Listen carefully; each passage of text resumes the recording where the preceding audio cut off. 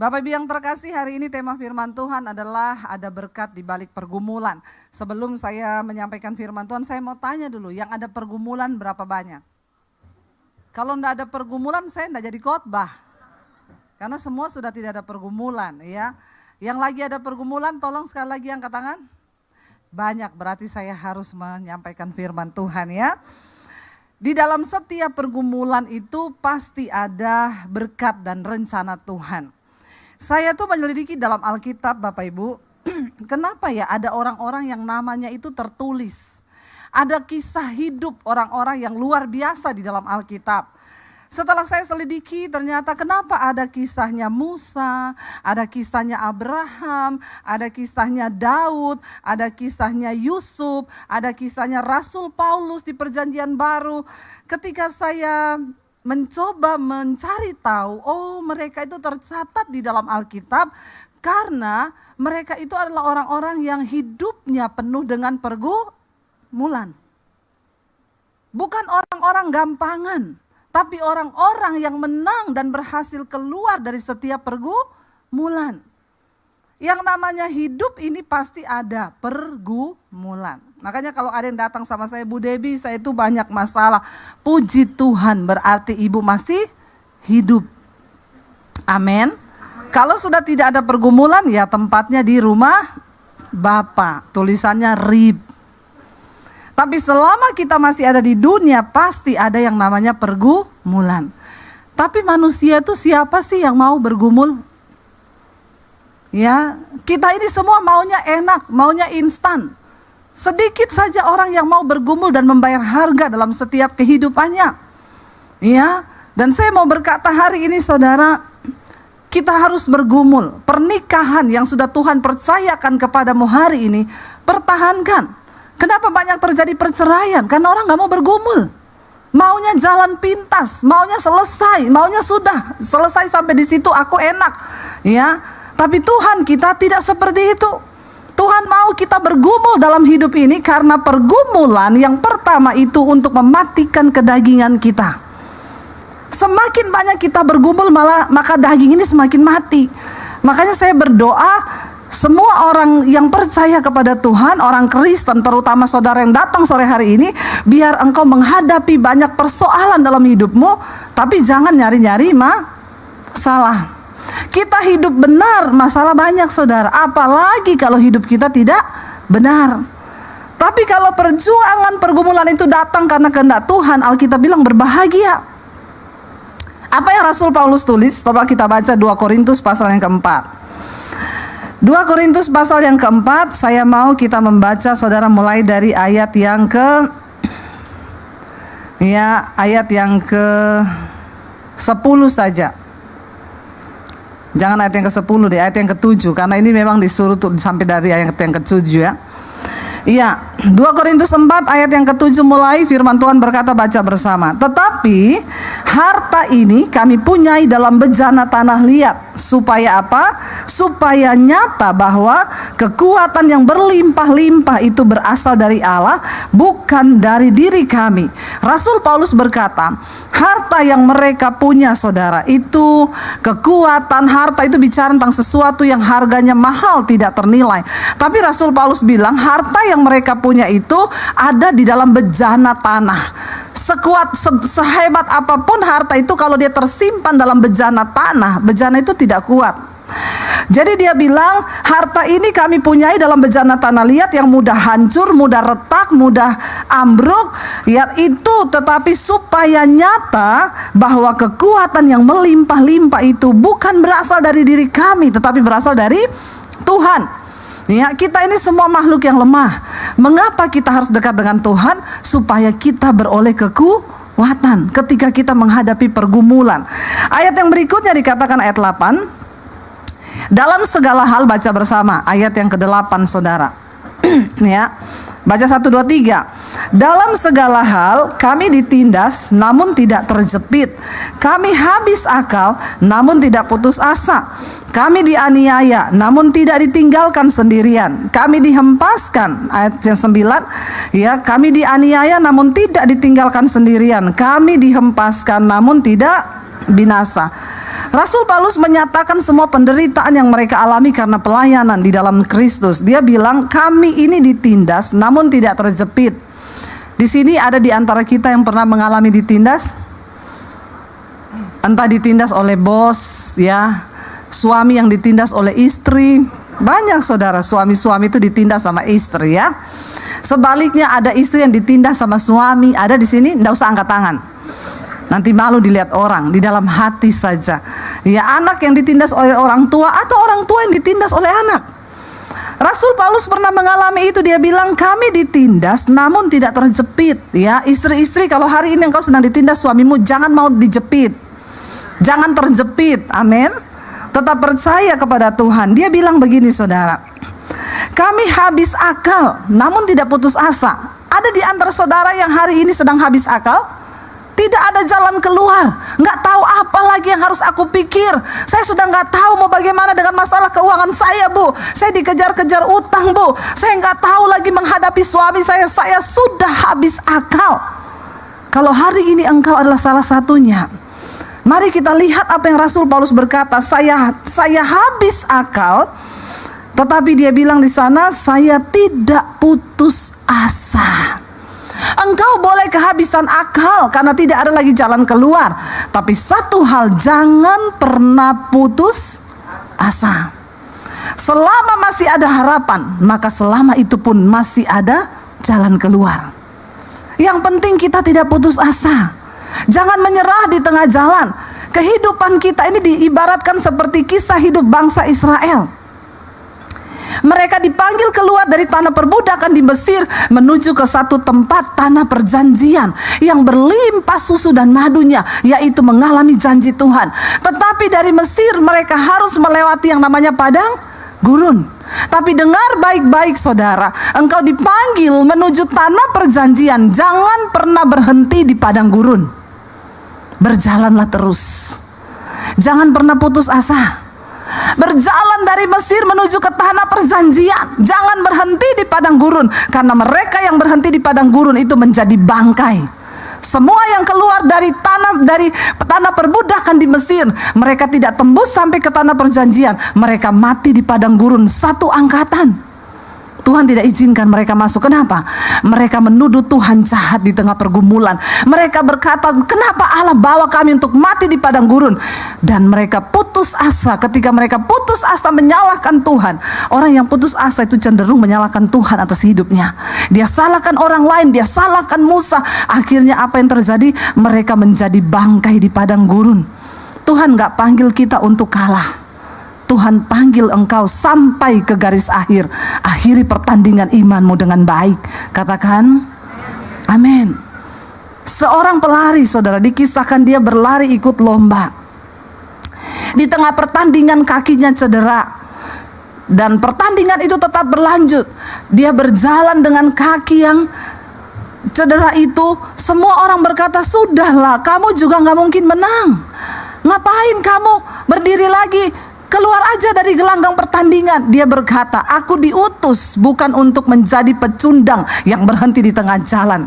Aku pasti kalah, tapi aku akan mengakhiri pertandinganku dengan baik. Aku akan tetap mencapai garis finish sekalipun aku adalah kalah dan yang terakhir. Tapi aku tidak akan pernah mundur di tengah gelanggang pertandingan. Saudara tahu hari itu dia disorot lebih dari seorang pemenang. Namanya terpampang di mana-mana karena dia punya mental yang luar biasa. Dia bilang, aku dibayar oleh negaraku bukan untuk pecundang berhenti di tengah jalan, tapi aku harus menyelesaikannya sampai di garis akhir. Sekalipun aku bukan pemenangnya, tapi aku harus menyelesaikannya. Amin saudara. Kita mungkin hari-hari ini berkata, saya sudah habis akal, Bu. Keuangan saya, bisnis saya, rumah tangga saya, sudah habis akal saya. Selama engkau tidak putus asa, maka selama itu juga engkau bisa mengalami janji Tuhan. Janji Tuhan, jangan pernah putus asa. Saya belajar dari ayat ini, Rasul Paulus, wow. Dia berkata begini saudara, dia habis akal. Saya percaya kita di tempat ini mungkin tidak seperti dia habis akal. Ya, kita mungkin belum habis akal lah, masih ada jalan keluar. Tapi dia berkata, tapi aku nggak pernah putus asa. Ayat yang ke-9, kami dianiaya namun tidak ditinggalkan sendiri. Saya tuh malu saudara ketika membaca ayat ini, betapa seringnya kita baru menghadapi penderitaan yang biasa kita sudah menuduh Tuhan meninggalkan kita lah, Tuhan gak ada lah. Rasul Paulus dianiaya loh, ditangkap, dimasukin penjara, dipukuli, disesah, mau dibunuh, dan dia masih bisa berkata, aku dianiaya tapi aku tidak pernah ditinggalkan sendirian. Ini iman yang luar biasa. Kita harus memiliki iman yang seperti ini. Di tengah penderitaan jangan pernah merasa Tuhan meninggalkan engkau, itu berbahaya. Waktu engkau bergumul jangan bilang Tuhan jauh. Di mana Tuhan? Kenapa dia tidak melakukan sesuatu? Saudara, sekalipun itu kelihatannya tidak ada apa-apanya, tapi ketika kita percaya bahwa Tuhan menyertai kita, saudara, jangan pernah merasa engkau ditinggalkan sendiri. Ketika orang merasa ditinggalkan sendiri, itu adalah satu perasaan yang paling mematikan. Saya ingat ketika kami kecelakaan naik mobil, kami mau pelayanan ke Anyer. Kemarin tuh ada orang yang angkatin kesaksian saya ini di TikTok, foto-foto saya kecelakaan. Dan dia angkat saudara, viral. Dia bilang Debbie Basjir kecelakaan. Padahal itu peristiwa berapa tahun lalu ya? 2016 saudara. Saya diteleponin semua orang, ibu kecelakaan di mana? Ini orang-orang juga yang tidak mengikuti mungkin ya perjalanan saya, dia baru tahu. Semua telepon saya, ibu kecelakaan ya. Kenapa bisa heboh begini? Nggak ada yang angkat di TikTok viral, Bu Debbie kecelakaan, mobilnya hancur. Saya bilang itu kisah 2016. Kami saudara mau pelayanan di Anyer, dan ketika mau exit tol di Anyer itu ya, kita mau exit tolnya tuh apa ya? Dia tuh jalan exitnya itu menurun sambil berbelok gitu. Lalu mobil kami lagi berhenti mau bayar tol, tiba-tiba dihajar oleh bus laju prima. Mobil kami terlempar ke sebelah kanan. Itu bus lajunya benar-benar prima.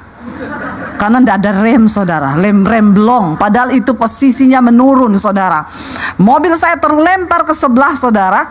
Dan puji Tuhan kami terlempar. Kalau kita nggak kelempar, kita kena mobil di depan. Karena suami saya lihat dari spion itu mobil kencang. Dia tancap gas, dia banting ke kanan setirnya. Jadi mobil kami remuk cuma bagian belakang sampai hampir ke tengah. Dan kami terlempar ke sebelah tol sebelah. Mobil terbalik saudara. Anak saya waktu itu duduk melintang di belakang.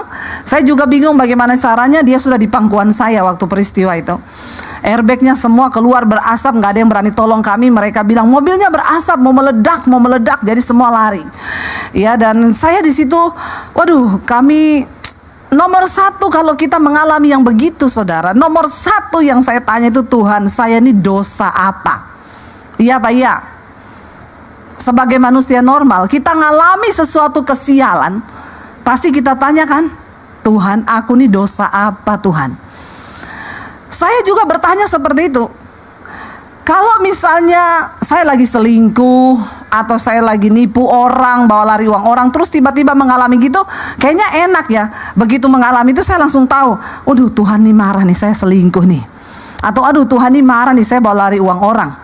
Masalahnya saat itu saya lagi merasa dekat sama Tuhan.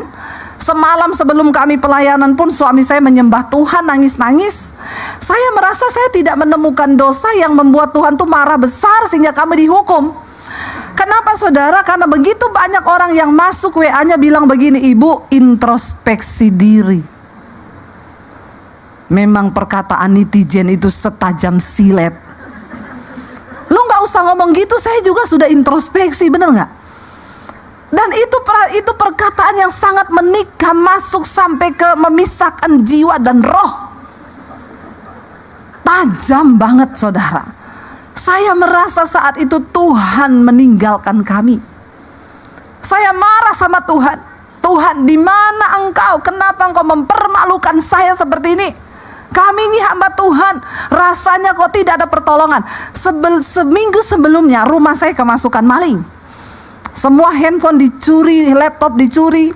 Ya, itu seminggu sebelumnya. Minggu depannya kami tabrakan itu. Waktu rumah saya kemasukan maling, saya itu juga bertanya sama Tuhan, Tuhan, rumah orang-orang yang nggak takut Tuhan, orang-orang yang lebih berdosa dari saya di sini banyak loh. Kenapa malingnya masuk ke rumah saya? Kan itu pandangan kita orang Kristen kan? Kita berpikir bahwa kalau kita sudah dekat Tuhan maka tidak ada masalah, tidak ada pergumulan akan menimpa kita. Itu yang ada di pikiran kita kan. Saya bertanya seperti itu, kenapa? Karena kayaknya kan lebih enak kalau kesaksian begini. Saudara, tahu nggak saya semalam mengalami apa? Saya bangun pagi, ada maling tergantung di pagar saya. Wah, itu pasti jemaat tepuk tangan kan?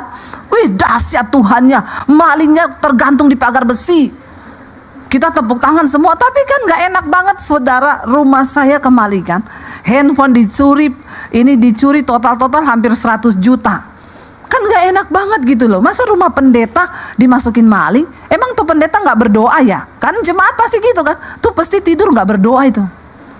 Makanya maling masuk ke rumahnya. Ya, kayak begitu kan saudara. Minggu depannya kecelakaan. Belum terjawab ini satu. Dan anehnya saudara, saya sebelum 2 minggu berturut-turut kejadian gitu, Tuhan tuh suruh saya baca kitab Ayub.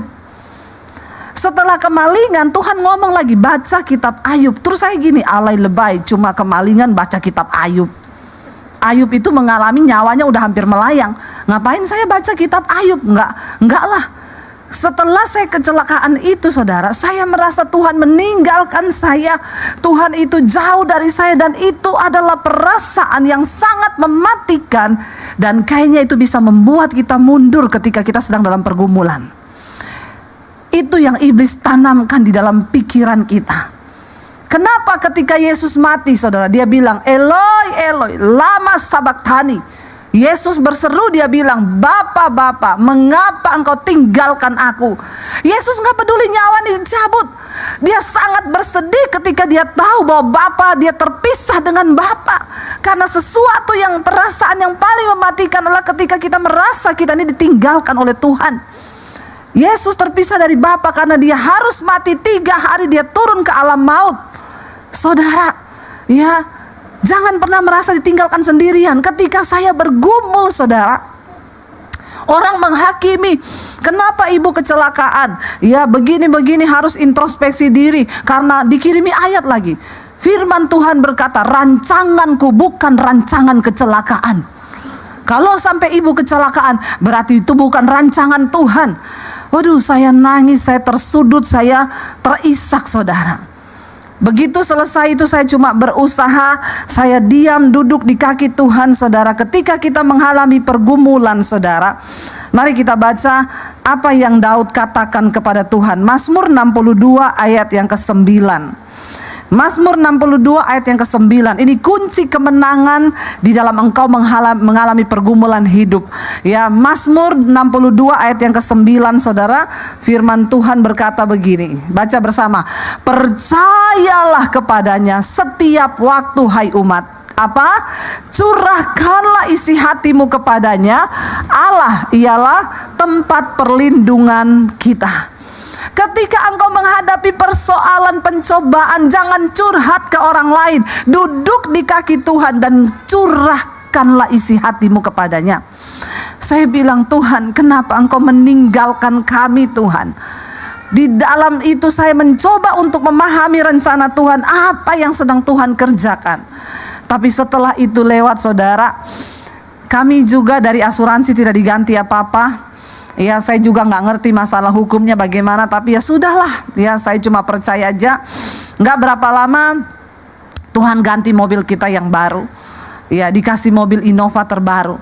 Orang-orang yang mencemooh saya WA begini, Bu, ternyata ya rencana Tuhan ibu tabrakan karena mau diganti mobil ya Bu. Memang orang Kristen tuh mulutnya. Terus saya bilang, ibu mau nggak ganti mobil Mercy terbaru? Saya doakan ibu masuk di bawah kontainer. Mulutmu itu loh, ya. Waktu lihat kita celaka dia bilang introspeksi diri. Karena rancangan Tuhan bukan rancangan kecelakaan. Lihat saya naik mobil baru, ternyata rencana Tuhan ya Bu. Ibu kecelakaan karena mau diganti mobil pret. Ya saudara, cobalah mengerti rencana Tuhan atas hidup kita. Ketika engkau ada dalam pergumulan, curahkan isi hatimu kepada Tuhan. Tidak usah dengar kanan kiri. Jangan sampai engkau putus asa, kata Rasul Paulus. Aku ditindas ya, tetapi aku tidak putus asa. Kami dianiaya, tidak ditinggalkan sendiri. Kami dihempaskan namun tidak binasa, kata Rasul Paulus. Kita ini perlu malu, saudara. Rasul Paulus tuh disiksa, tapi dia bilang Tuhan tidak tinggalkan loh. Kita ini cuma masalah-masalah, dihina, difitnah, masalah utang, udah ngomong Tuhan meninggalkan. Kita ini belum menderita karena nama Yesus loh. Orang Kristen penderitaannya itu paling banyak karena kebodohannya sendiri sih. Belum ada yang penderitaan karena kenapa kamu menderita? Saya karena nama Yesus nih, saya mau dibunuh, saya dianiaya. Saya jarang tuh hadapi gitu. Paling yang datang, Bu, saya ini menderita banget. Kenapa? Terjebak hutang online. Itu kan masalah-masalah yang dibuat sendiri kan, karena kedagingan, gak mampu mengendalikan. Lalu saudara, Rasul Paulus berkata begini, ayat 10, kami senantiasa membawa kematian Yesus dalam tubuh kami, supaya kehidupan Yesus juga menjadi nyata dalam tubuh kami. Kita nggak akan pernah bisa melihat kemuliaan Tuhan kalau kita tidak mati dulu bersama-sama dengan Yesus. Pergumulan itu adalah proses kematian daging kita, membawa kematian Kristus dalam tubuh kami. Lalu dikatakan di sana, saudara, ayat yang ke-11, sebab kami yang masih hidup terus menerus diserahkan kepada maut karena Yesus, supaya juga hidup Yesus menjadi nyata dalam tubuh kami yang fana ini. Saudara, dikatakan sebab kami yang masih hidup ini. Saya mau tanya, saudara masih hidup? Amen. Masih hidup kan? Kalau kita masih hidup berarti kita siap, dikatakan kita terus menerus diserahkan kepada maut karena Yesus. Itu artinya apa, saudara? Selama kita masih hidup, ya bayar harga. Kalau engkau difitnah, ndak usah marah. Lepaskan pengampunan, amin. Kalau engkau dianiaya, terima itu. Tidak usah engkau balas. Pergumulan mematikan daging itu perlu bagi kita ini, supaya kita berkenan. Karena bukan orang sembarangan yang masuk surga, saudara. Orang-orang yang teruji, yang dimurnikan oleh Tuhan. Saya pengen kita lompat, saudara, ayat yang ke-16. Kalau kita lihat judul perikopnya di sana berkata, jangan tawar hati juga waktu menghadapi maut. Ayat yang ke-16 baca bersama. 1, 2, 3. Sebab itu kami tidak tawar hati, tetapi meskipun manusia lahiriah kami semakin merosot, namun manusia batinia kami dibaharui dari sehari ke sehari. Bagaimana supaya kita bisa mengalami berkat dalam setiap pergumulan? Jangan tawar hati. Katakan, tawar hati itu sudah gak ada rasa apa-apa. Saya sudah tawar, gak ada rasa lagi sama Tuhan. Jangan tawar hati, ya. Engkau mau sedih, boleh sedih, duduk di kaki Tuhan.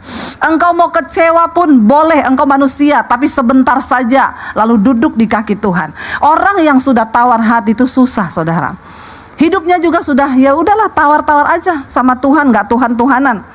Dia berkata begini, kami tidak tawar hati, meskipun manusia lahiriah kami ini semakin merosot, namun manusia batinia kami dibaharui dari sehari ke sehari. Saudara, yang namanya tubuh lahiriah kita ini pasti merosot, ya. Mau saudara itu tarik tiap hari 1 kali, 2 kali, 3 kali, mau saudara suntik kanan kiri, mau diapain juga, ini manusia lahiriah pasti merosot. Jadi engkau jangan terlalu fokus dengan kecantikan lahiriahmu, tapi engkau abaikan manusia batiniahmu. Banyak orang itu gak suntik, gak apa, dia sudah tua, saudara, ketemu orang bilang, ih, ibu kok cantik banget ya, umur berapa, Bu? 76, natural aja. Kenapa? Karena manusia batinianya dibaharui. Dia buang kepahitan, dia buang dendam, dia buang sakit hati, dia buang dosa-dosa, dia hidup dalam kekudusan. Manusia batinianya dibaharui. Jadi orang ketemu dia, ih, awet muda ya, kayak saya ini loh. Masalah buat lo. Kok kayaknya keberatan ya? Kita lihat, enggak usah jauh-jauh, Pak Konrad tuh loh, saudara. Awet muda enggak? Awet muda enggak? Ada orangnya loh. Pak Konrad awet muda loh, saudara. Waktu manusia batiniah kita dibaharui, ya. Memang manusia lahiriah kita ini merosot, akan semakin tua, ya, keriput itu pasti. Makanya engkau jangan terlalu fokus hanya kepada manusia lahiriahmu. Engkau dandani dengan semua hal. Engkau, ya, banyak orang itu saya lihat, saudara, mereka nge-gym setiap hari, mereka check up setiap bulan, mereka minum semua vitamin. Olahraga itu baik, tapi jangan engkau berpikir nyawamu, hidupmu ditentukan dari usahamu olahraga itu. Itu engkau sudah menaruh sesuatu lain kepada Tuhan. Engkau menjaga kesehatan itu baik, tetapi jangan engkau berpikir setelah engkau menjaga kesehatan terus engkau umur panjang, engkau nge-gym saya pasti umur panjang. Hello, hidup mati di tangan Tuhan. Makanya engkau harus fokus membangun manusia batiniamu, karena ini nanti akan menghadap Tuhan. Kalau manusia batiniamu bobrok, engkau cuma pikir manusia lahiriamu, di hadapan Tuhan nanti saudara, namamu itu tidak akan tercatat dalam kitab kehidupan. Saudara, saya pernah lihat, saya pernah cerita sama saudara, ada anak muda umur 38 tahun nge-gym saudara, tiap hari makan ditimbang, kalorinya berapa, ya karbohidratnya berapa, lemaknya berapa. Kalau saya sudah makan ini, nanti siang saya cuma makan pisang 1. Kalau mau tidur malam dia timbang saudara, kelebihan 2 ons, waduh, diturunin dulu, olahraga dulu, baru tidur.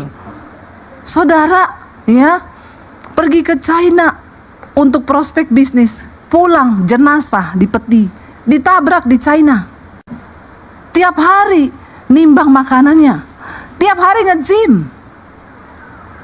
Jangan engkau geser imanmu. Kenapa kita harus hidup takut akan Tuhan, bergantung kepada Tuhan? Karena hidup mati kita tuh di tangan Tuhan. Amin. Dandani manusia batiniahmu, buang segala dosa, buang segala hal yang tidak berkenan. Pergumulan akan membawa kita untuk dekat kepada Tuhan. Saya bacakan di mesbah doa beberapa waktu yang lalu kesaksian seorang ibu. Dia bilang gini, Bu Debbie, saya itu dengan suami saya dulu kami hidup pas-pasan, suami saya pelayanan. Tiba-tiba dapat proyek di Jakarta, Bu. Dia di luar kota di Manado. Suami saya ini pelayan Tuhan di gereja. Berangkat ke Jakarta, ada proyek-proyek, Bu. Tadinya sama temennya yang juga pelayan Tuhan, diajak ke nightclub, lihat cewek-cewek nari-nari begitu. Lalu akhirnya setiap kali ke Jakarta, ke nightclub itu. Satu saat, Bu, bukan hanya ke nightclub, tapi bawa cewek masuk ke hotel. Ya, saya tidak tahu karena saya percaya suami saya ini hamba Tuhan. Ya, setiap hari dia video call, dia ini. Lalu, Bu, satu saat Tuhan itu pasti ada cara untuk membukakan. Jadi bapak-bapak ya, sepandai-pandainya tupai melompat, satu saat pasti kepleset juga. Makanya banyak bapak-bapak mati serangan jantung karena banyak selingkuh. Ya, deg-degan itu hati ya, jantung berpacu dengan cepat saudara, kortisol naik, darah mengental jadi hitam ya, serangan jantung. Makanya bertobat bapak-bapak. Dia bilang Tuhan bukakan. Ibu tahu bagaimana? Dia ini udah mau check out dari hotel, dia selfie, Bu, pakai kacamata hitam. Di kacamatanya saya screenshot, saya besarkan, ada gambar ada cewek. Hati-hati bapak-bapak, ini adegan berbahaya, hanya dilakukan oleh para ahli saja. Ada cewek di kacamata hitam, dia screenshot, dia tanya, "Pah, maaf ya, di foto sama dia, ini perempuan di kacamatamu tuh siapa?" Habis akal dia. Dia jawab, "Tadi malam kayaknya ada setan masuk ke kamar saya." Pintarnya ya itu bapak ya, pintar dia loh. Dia bilang setan masuk, padahal masuk setan. Istrinya desak, "Tidak mungkin Pak, tidak mungkin, mending kamu jelaskan." Dia pulang ke Manado, dia jelaskan ke istrinya. Akhirnya dia bukakan semua. Selama 3 tahun ternyata dia sudah sering bawa perempuan ke hotel setiap kali ke Jakarta. Pelayan Tuhan di gereja. Ya, hati-hati para pelayan Tuhan, engkau juga menjadi bidikan iblis. Semakin engkau melayani Tuhan, semakin engkau jaga suami istri, jaga baik-baik. Ya, karena setan itu bekerja luar biasa. Ya, bukan berarti hanya para pelayan Tuhan, bapak-bapak juga semua. Ya, saudara, akhirnya istrinya berdoa, "Tuhan, kalau memang pekerjaan ini membuat suami saya jauh dari Engkau, aku berdoa Tuhan, ambil pekerjaan ini. Mending aku hidup pas-pasan, tapi suamiku dan aku hidup takut akan Tuhan." Tiba-tiba suaminya kehilangan pekerjaan itu. 1,5 tahun suaminya tidak ada penghasilan. Akhirnya dia berbalik kembali kepada Tuhan. Dia menangis, dia tersungkur, mereka cari Tuhan lagi. Setelah suaminya bertobat, Tuhan pulihkan. Dia bilang, puji Tuhan Bu, saat ini suami saya bekerja tapi satu kota dengan saya, dan puji Tuhan sekarang jabatannya dia diangkat sebagai kepala. Tapi sekarang kami hidup dalam takut akan Tuhan. Saudara, ya, Rasul Paulus berkata, mari baharui manusia batiniahmu, karena satu saat nanti kita akan menghadap Tuhan. Tidak ada yang tersembunyi, gak ada satupun yang tersembunyi. Ya, saya kemarin ketemu satu orang ibu, suaminya meninggal berapa bulan lalu. Saya datang, ibu, saya maaf ya, saya belum sempat ketemu ibu, saya turut berduka cita ya. Dia tarik tangan saya, Bu, gak usah berduka cita Bu, memang dia pantas mati. Saya bilang, kenapa ibu berkata begitu? Ibu tahu sekarang saya ini kepahitan sama suami saya Bu. Dia selingkuh dengan janda Bu. Baru terbuka ketika dia mati, saya lihat di handphonenya. Suaminya mati serangan jantung. Bapak-bapak, hati-hati. Kalau satu saat kau mati nanti, handphonemu itu akan dibuka. Jangan kau tertawa, tapi bertobat. Karena mati itu kita nggak pernah tahu loh. Bener loh, lagi nonton TV, lagi duduk, lagi main HP, mati. Nggak ada yang tahu. Makanya bangun manusia batinia kita dari hari ke sehari dibaharui. Ayat 17 berkata, baca bersama, ini yang harus kita imani supaya hidup kita menang dalam pergumulan. 1, 2, 3. Sebab penderitaan ringan yang sekarang ini mengerjakan bagi kami kemuliaan kekal yang melebihi segala-galanya. Itu jauh lebih besar daripada penderitaan kami. Ingat baik-baik, pergumulan yang engkau hadapi hari ini tidak akan pernah melebihi kemuliaan yang akan engkau terima. Semakin besar penderitaanmu, semakin besar kemuliaanmu. Karena tidak pernah ada kemuliaan tanpa salib. Salib itu membuat Yesus dimuliakan. Kalau saudara mau dimuliakan, pikul salibmu. Mari, supaya kita jangan lihat saya yang sekarang. Banyak orang bilang, enak sekali Bu Debbie Basir sekarang jadi YouTuber, diberkati Tuhan, OTW kaya. Ya, saudara, penderitaan yang saya pikul sejak saya ikut Yesus tahun 95. Saya diusir keluar dari keluarga saya. Saya cuci baju di tempat kos-kosan.